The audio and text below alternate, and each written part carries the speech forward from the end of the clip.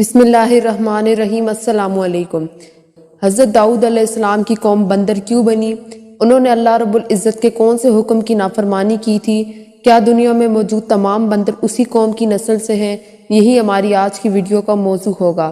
اور آج ہم آپ کو حضرت داؤد علیہ السلام کی قوم کے متعلق تمام معلومات فراہم کریں گے، جو یقیناً آپ کے علم میں اضافے کا باعث ہوگی۔ مگر ویڈیو میں آگے بڑھنے سے پہلے اگر آپ ہمارے چینل پر نئے ہیں تو برائے مہربانی ہمارا چینل عامر انفو ٹی وی سبسکرائب کریں۔ ناظرین، حضرت داؤد علیہ السلام اللہ کے برگزیدہ نبی اور رسول تھے، اور اللہ نے آپ کو بادشاہت بھی عطا کی تھی۔ انبیاء کرام حضرت آدم علیہ السلام کے بعد حضرت داؤد علیہ السلام ہی وہ پیغمبر ہیں جنہیں قرآن کریم میں خلیفہ کے لقب سے نوازا۔ قرآن کریم کی سورہ بنی اسرائیل میں ارشاد ہے، اور ہم نے بعض پیغمبروں کو بعض پر فضیلت بخشی اور داؤد کو زبور عنایت کی۔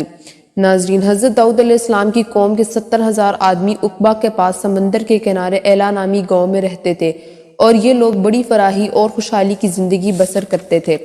اللہ رب العزت نے انہیں بے شمار نعمتوں سے نواز رکھا تھا، اور یہ لوگ خدا کی عبادت سے غافل ہو گئے تھے۔ ناظرین، اللہ رب العزت نے ان لوگوں کا اس طرح امتحان لیا کہ ہفتے کے دن کا ادب ان پر لازمی قرار دیا،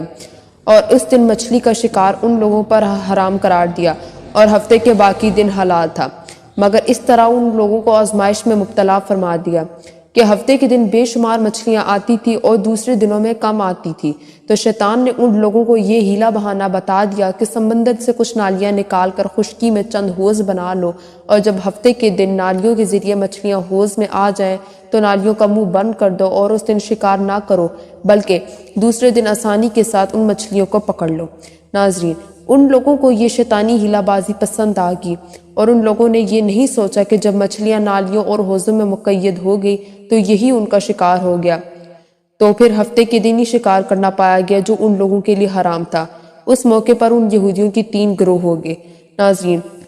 کچھ لوگ ایسے تھے جو شکار کے اس شیطانی ہیلا بازی سے منع کرتے تھے اور ناراض و بیزار ہو کر باز رہے، جبکہ دوسرے گروہ کے لوگ اس کام کو دل سے تو برا جان کر خاموش تھے، مگر دوسروں کو منع نہیں کرتے تھے، بلکہ منع کرنے والوں سے یہ کہتے تھے کہ تم لوگ ایسی قوم کو کیوں نصیحت کرتے ہو جنہیں اللہ رب العزت ہلاک کرنے والا، یہ سخت سزا دینے والا ہے۔ جبکہ تیسرا گروہ وہ سرکش اور نافرمان لوگ تھے جنہوں نے حکم خداوندی کی اعلانیہ مخالفت کی اور شیطان کی ہیلا بازی کو مان کر ہفتے کے دن شکار کر لیا اور ان مچھلیوں کو کھایا اور بیچا بھی۔ ناظرین، جب نافرمانوں نے منع کرنے کے باوجود شکار کر لیا تو منع نہ کرنے والی جماعت نے کہا کہ اب ہم ان معصیت کاروں سے کوئی میل ملاپ نہ رکھیں گے۔ چنانچہ ان لوگوں نے گاؤں کو تقسیم کر کے درمیان میں ایک دیوار بنا لی اور آمد و رفت کا ایک الگ دروازہ بھی بنا لیا۔ حضرت داؤد علیہ السلام نے غضبناک ہو کر شکار کرنے والوں پر لعنت فرما دی، اور اس کا اثر یہ ہوا کہ ایک دن خطا کاروں میں سے کوئی بھی باہر نہیں نکلا، تو انہیں دیکھنے کے لیے کچھ لوگ دیوار پر چڑھ گئے تو کیا دیکھا کہ وہ سب کے سب بندروں کی صورت میں مسخ ہو گئے ہیں۔ اب لوگ ان مجرموں کا دروازہ کھول کر اندر داخل ہوئے تو وہ بندر اپنے رشتہ داروں کو پہچانتے تھے اور ان کے پاس آ کر ان کے کپڑوں کو سونگتے تھے اور زار و قطار روتے تھے، مگر لوگ ان بندر بن جانے والوں کو نہیں پہچانتے تھے۔ ان بندر بن جانے والوں کی تعداد تاریخ میں 12,000 لکھی ہوئی ہے۔ یہ سب 3 دن تک زندہ رہے اور اس درمیان میں کچھ بھی کھا پی نہ سکے، اور یوں ہی بھوکے پیاسے سب کے سب ہلاک ہو گئے۔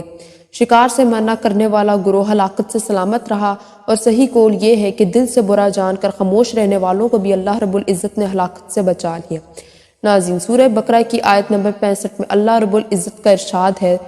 ترجمہ: اور بے شک ضرور تمہیں معلوم ہے کہ تم کے وہ جنہوں نے ہفتہ میں سرکشی کی تو ہم نے ان سے فرمایا کہ ہو جاؤ بندر دھتکارے ہوئے۔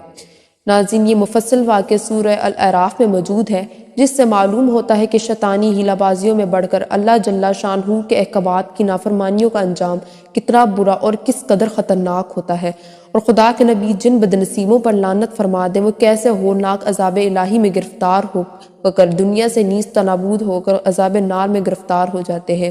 اور دونوں جہان میں ذلیل و خوار ہو جاتے ہیں۔ ناظرین، اصحاب ایلا کی اس دل دہلا دینے والے واقعے میں ہر مسلمان کے لیے بہت بڑی عبرتوں اور نصیحتوں کا سامان ہے۔ کاش اس واقعے سے مسلمانوں کے قلوب میں خوف خداوندی کی لہر پیدا ہو جائے اور وہ اللہ اور اس کے رسول کی نافرمانیوں کی پگڈنڈیوں میں بھٹکنے سے منہ موڑ کر صراط مستقیم کی شاہراہ پہ چل پڑے اور دونوں جہاں کی سربلندیوں سے سرفراز ہو کر اعزاز و اکرام کی سلطنت کے تاجدار بن جائیں۔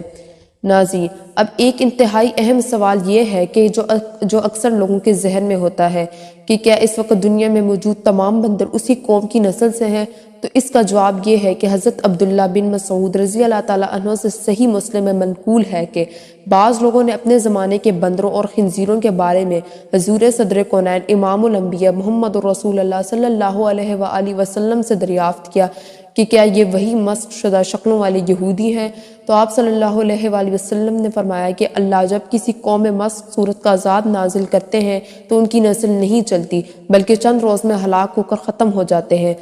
بندر اور خنزیر دنیا میں پہلے سے ہی موجود تھے۔